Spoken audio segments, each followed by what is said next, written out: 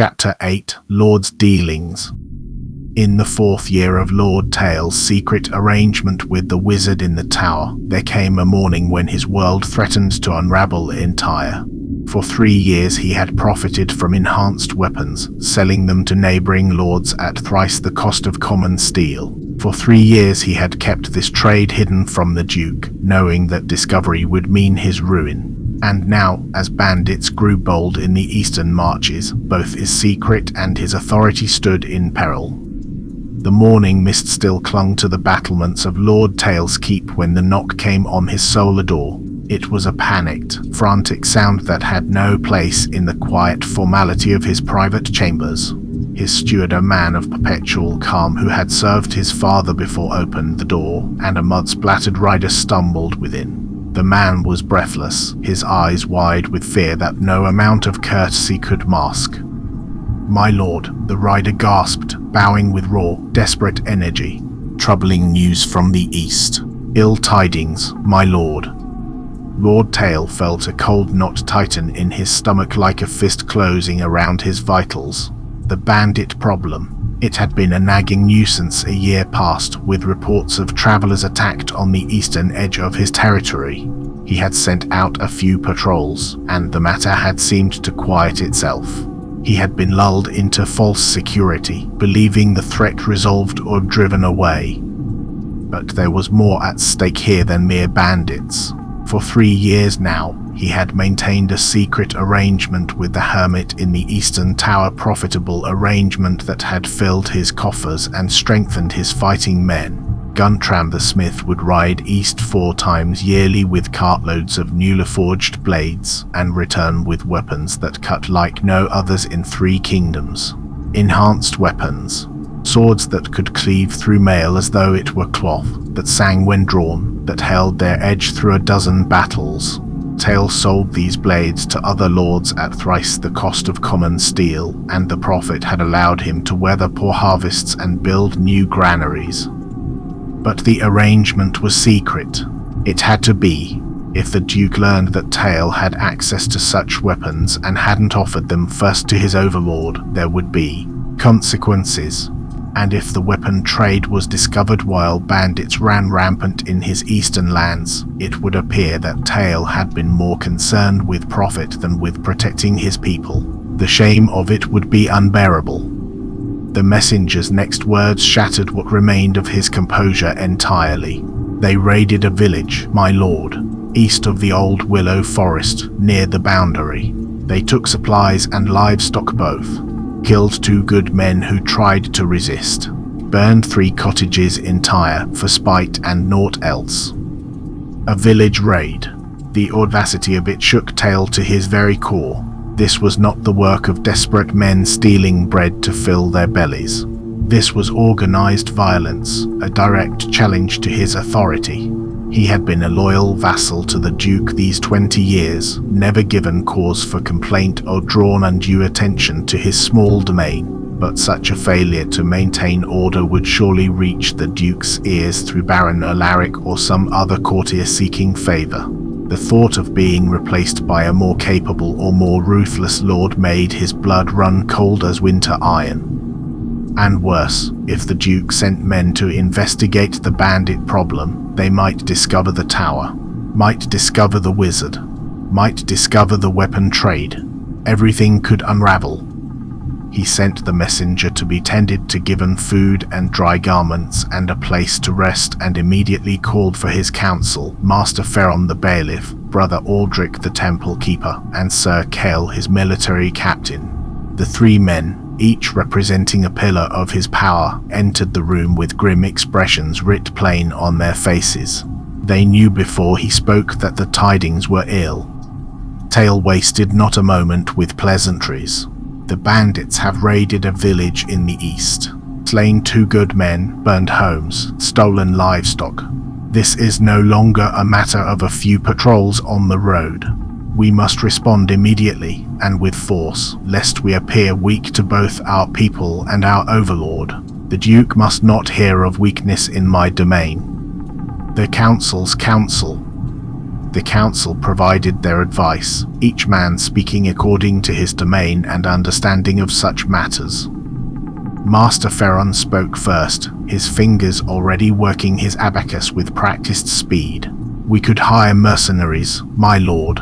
The Free Company of the Wolf winters at Briarwood, scarce 3 days' ride hence.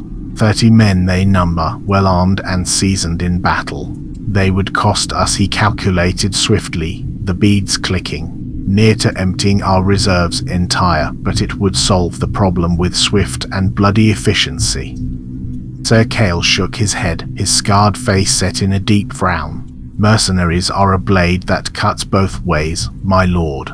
Aye, they would deal with the bandits right enough. But then what? Do we pay them to remain? Do we send them away and hope the bandits don't return? I say we mobilize the guard, all 20 men we have at our disposal, and deal with the threat ourselves. It'll cost naught but time and effort, and it'll show our people we protect what is ours with our own strength." Brother Aldrich, a man who saw all worldly matters through the lens of the temple's interests, offered a different course. "The soul requires both faith and steel, my lord. Let us not rely solely on arms and violence. The temple can organize the villagers themselves, train them to defend their own homes with what they have, scythes and pitchforks and honest courage born of desperation. With proper blessing and preparation, the people themselves can become a wall against disorder and chaos. And the temple's presence in the eastern lands would be beneficial both for the spirits of the folk and for our own influence in those wild parts." Lord Teyl listened to each argument with the attention it deserved, but his mind was already moving toward a more dangerous, more audacious plan. He saw a way to solve not just this immediate problem, but several others that had been plaguing him since his meeting with the wizard months past. A way to protect his weapon trade, to formalize his arrangement with the hermit, and to address the greater threat that few even knew existed. "Our forces are too few by far," Teyl said finally, his voice quiet but carrying the weight of inevitable decision. "Even with our best men under arms, even with the villagers willing to fight, we cannot secure that border permanently.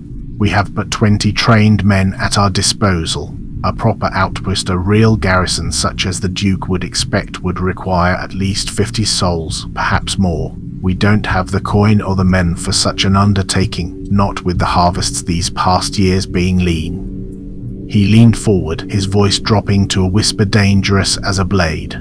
"Therefore, I propose a different solution. One that solves not just the bandit problem, but addresses the other matter in the east as well." The council members leaned in, their expressions wary and uncertain. They all knew what other matter he spoke of. The blight, the corruption creeping westward from the eastern swamplands like a slow poison in the blood of the earth. The villages that had failed entire, their inhabitants fleeing westward or dying where they stood. The unnatural things that happened near the boundary, crops rotting overnight, wells going foul, livestock birthing malformed young folk driven mad by dreams. The proposal. "As you all know well," Teyl continued, choosing each word with the care of a man walking on thin ice, "the Duke himself has dealings with the Hermit of the Eastern Tower. He trusts the man, or at the very least finds him useful for purposes of his own.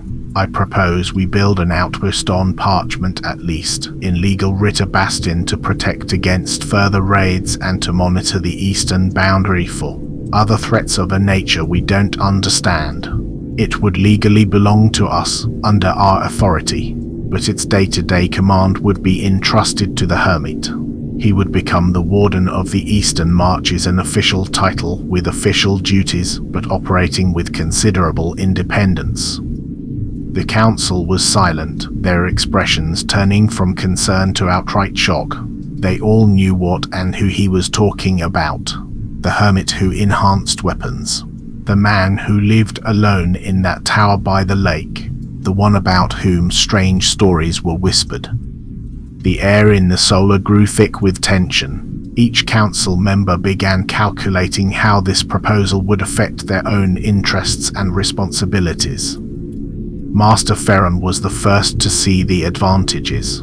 "My lord," he said slowly, his abacus clicking as he worked through the numbers, "a proper garrison to secure the eastern border would bleed our coffers dry.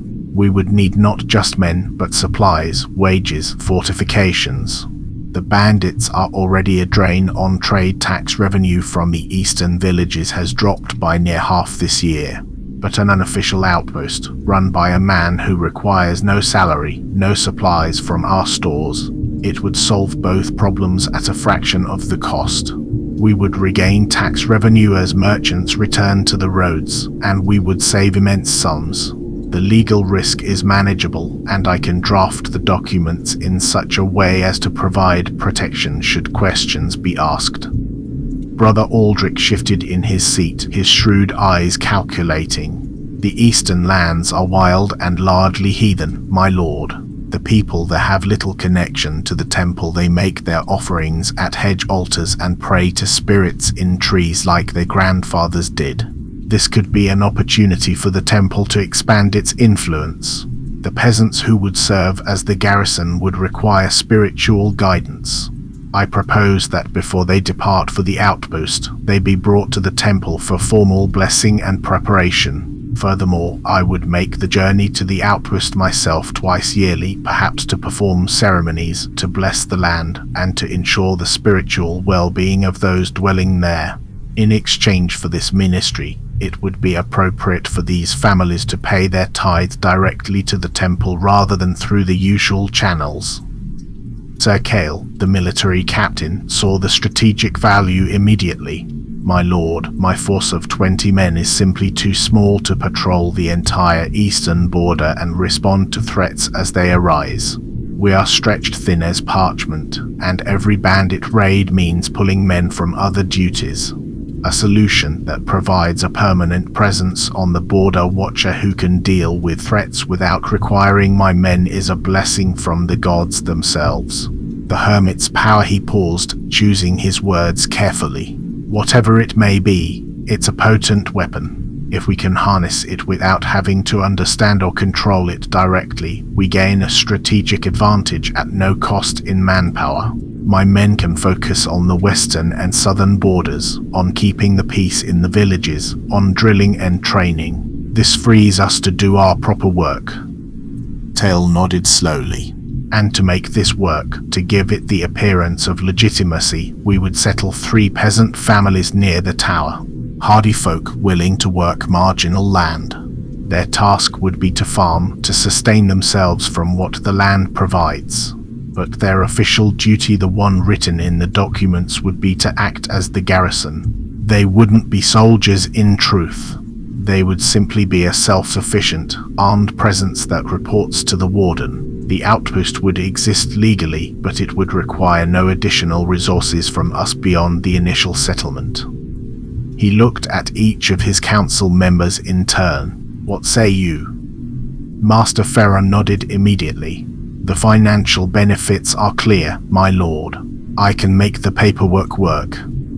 Brother Aldrich inclined his head. "The temple would support this, provided our spiritual authority is recognized in the arrangement." Sir Teyl grunted his approval. "Better than any other option we have, my lord. I say we do it." He took a deep breath. Now came the harder part, the truth beneath the convenient lie, the secret he had kept for 3 years. "There is another reason for this arrangement," he said quietly, his voice scarce above a whisper. "One that goes beyond bandits and trade routes alone. For 3 years now, I have had an understanding with the hermit. Guntram the smith rides east 4 times yearly with cartloads of blades fresh from his forge. He returns with weapons enhanced beyond the craft of mortal smith's swords that sing when drawn, that cut through mail like cloth, that hold their edge through a dozen battles. I have been selling these weapons to neighboring lords at considerable profit. The coin has allowed us to weather poor harvests and build new granaries, to keep our people fed when others starved." The council sat in stunned silence. They had suspected, perhaps, but to hear it spoken aloud was different. If the Duke learns of this trade, Teyl continued, his voice heavy with dread, and that I didn't offer these weapons first to him, that I profited while my overlord went without, there will be consequences most severe.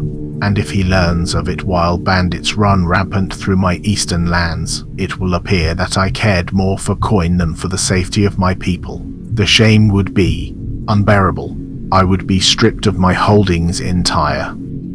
He looked at each of them in turn. But beyond even this, beyond the weapon trade and the profit, there is something else you must know. You have all heard the reports from the east. Villages failing, crops rotting in the field from strange blight that no amount of prayer or effort can stop. Wells going brackish and foul. Livestock birthing things that should not be. People fleeing westward with tales of nightmares and madness that drive men to take their own lives. He paused, letting that sink deep into their minds. The hermit has been measuring something in the east, tracking it, watching it. I don't know what precisely, for he doesn't speak plainly of such matters. But he has told me in his cryptic way that he can predict perhaps 5 years hence, perhaps less. 5 years until what? He wouldn't say in words I could fully grasp, but I understood his meaning well enough. Brother Aldrich's face had gone pale as milk. My lord, you speak of the old curses, the things from before the kingdoms were founded, the sealed places that should never be disturbed. I speak of survival, Teyl said firmly, his voice brooking no argument. The bandits are real, and they must be dealt with. But they are the lesser problem by far. The greater one is the eastern boundary moving westward slowly, inch by inch, but steadily as the tide. I need someone watching that boundary with understanding. Someone measuring the corruption, someone who can warn us if it advances too swiftly. Someone who can buy us time to prepare or to flee if need be. He looked at each of them with eyes that had seen too many sleepless nights. The garrison, those peasant families we would settle there, they are not just farmers for show. They are not just a deterrent against bandits. They are a buffer, a population living on the edge, monitoring conditions, providing the warden with eyes and hands for his work.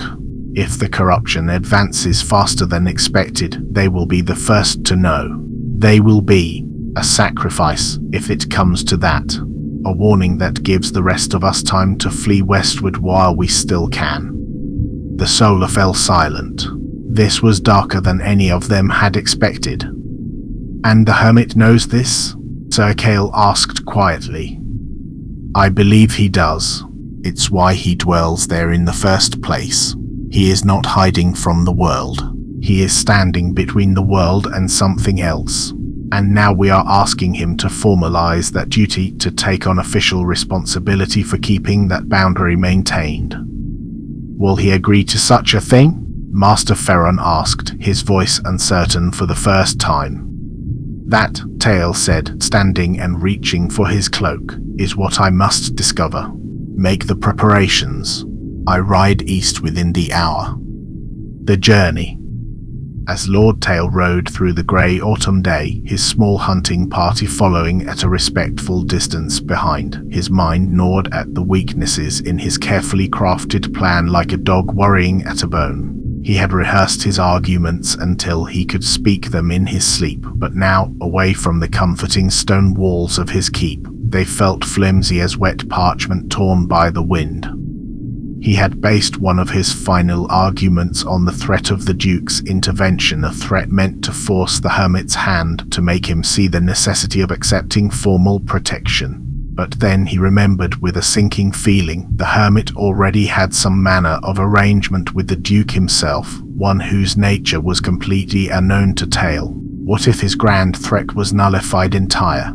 What if the hermit was already under the Duke's protection, and Teyl's proposal was naught but a pointless distraction? It was a frightening thought that turned his final, powerful argument into an empty, hollow bluff worth less than a beggar's promise. Then there was his other point, the promise of legal security and protection. As he rode through his own woods, through lands his family had held for 3 generations since his grandfather had won them in service to the old duke, he knew the truth in his heart. He was stretching the law to its breaking point and perhaps beyond. His position as a local lord was more fragile than he liked to admit, balanced on the whim of a duke who could revoke his holdings with a word. The legal protection he was offering the hermit was only as solid as his own authority, an authority that could crumble like old bread at any moment should he displease his overlord.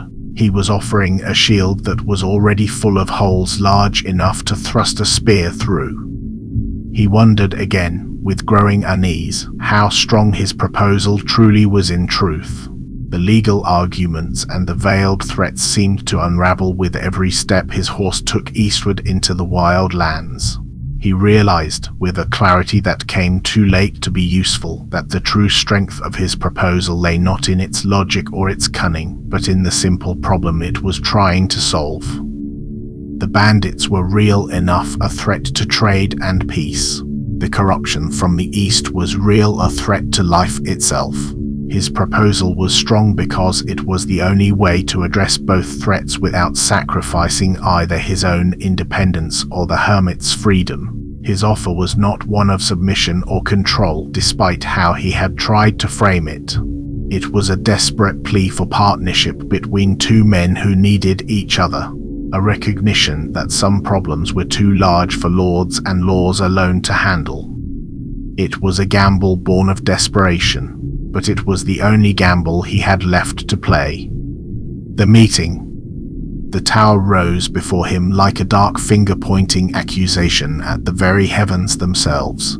The narrow bridge slick with moss and treacherous underfoot. The skeletal tree on the tiny island, its branches like grasping bones. The sense of wrongness that clung to the place like morning mist that wouldn't burn away in sunlight.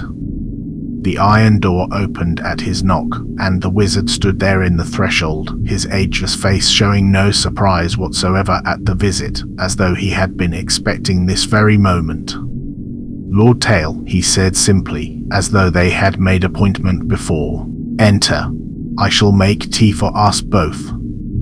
Inside, the warmth of the fire was welcome after the cold ride through autumn winds. Teyl accepted the cup of tea but set it aside and touched on the great table. He couldn't afford to relax, couldn't afford to let his guard down for even a moment.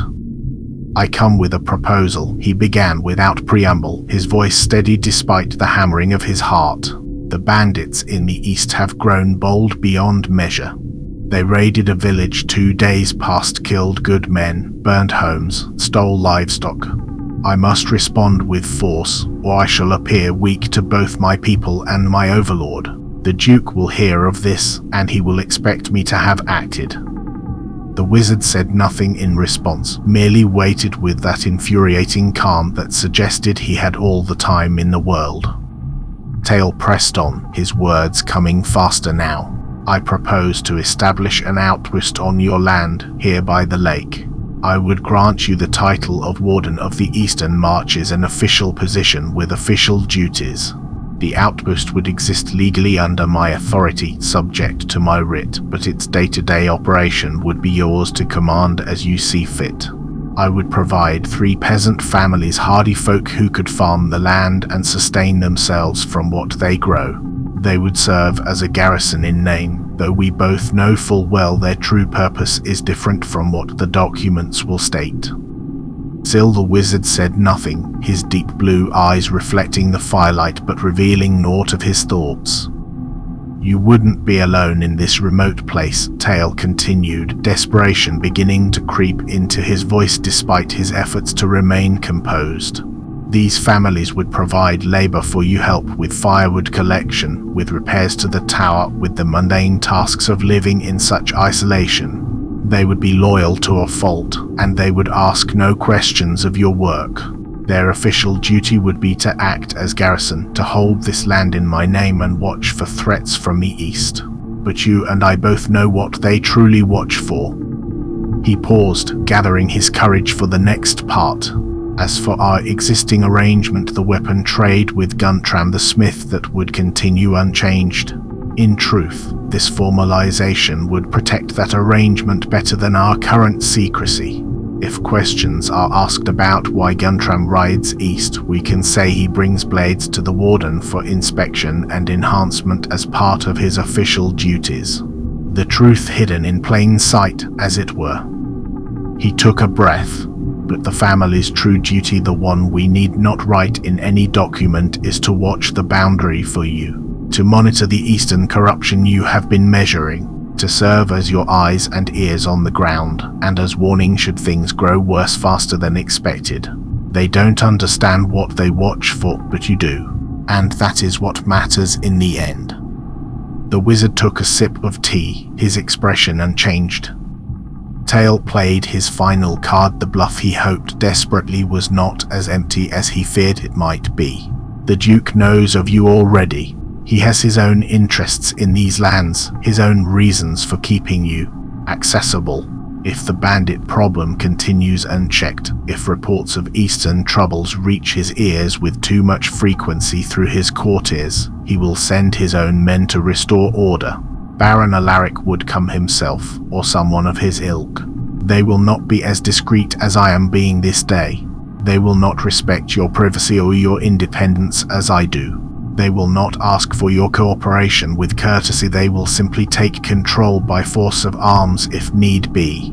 This deal would be a way to avoid that dire outcome. It would make you officially part of my domain, under my protection and authority, with legal standing that even the Duke's men would be bound to respect under law and custom. Teyl finished his carefully prepared speech, and the silence stretched between them like a drawn bowstring held taut and ready to loose. The hermit remained utterly impassive, his eyes fixed on the dancing flames in the hearth.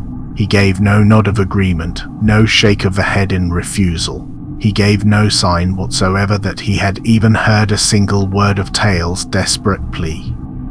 The response.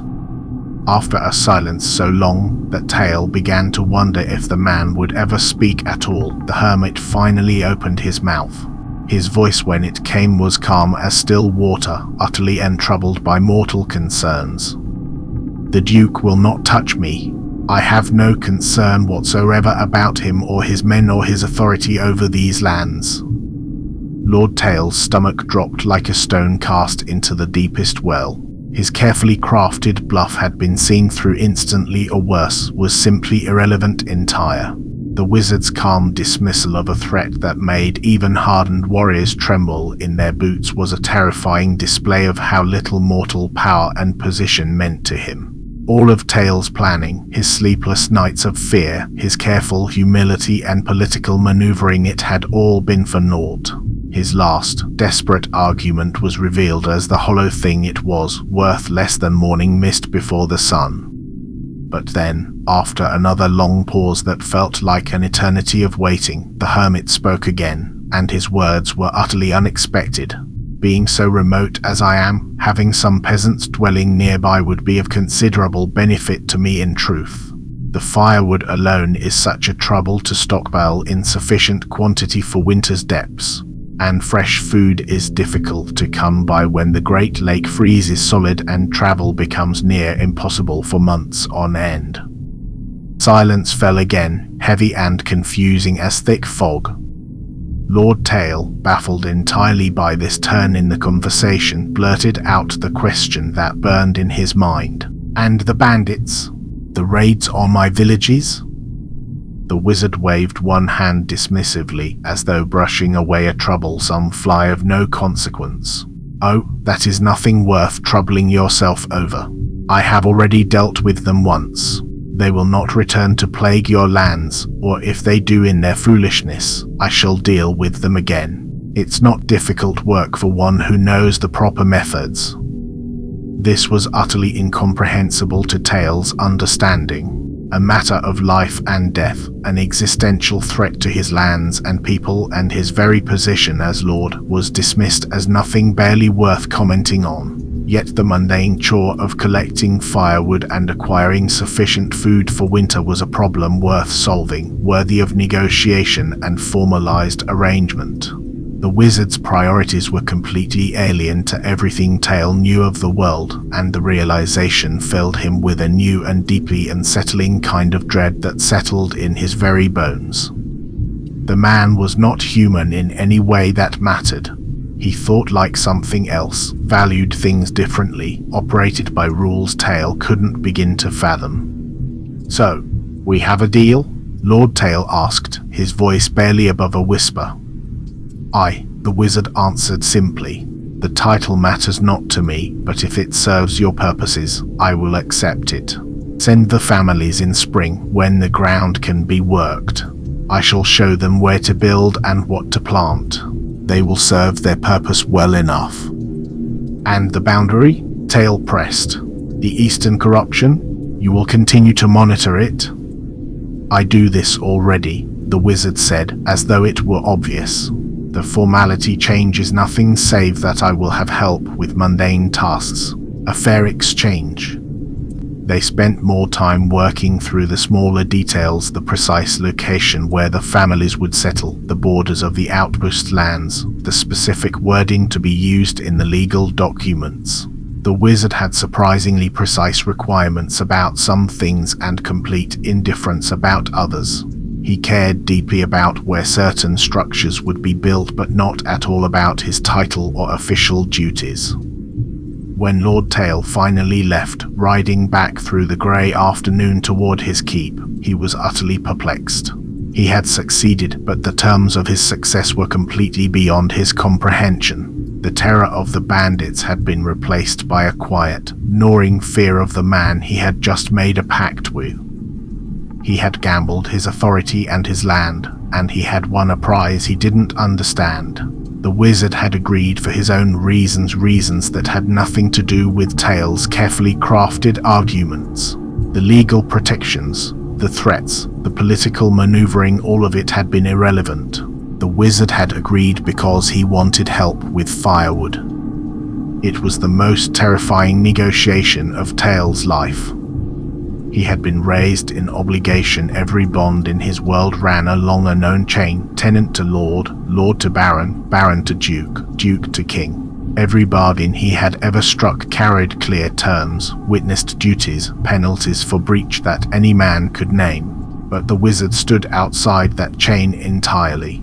He had not accepted the offer because Teyl held authority over him, nor because he feared consequence if he refused, nor because custom demanded it.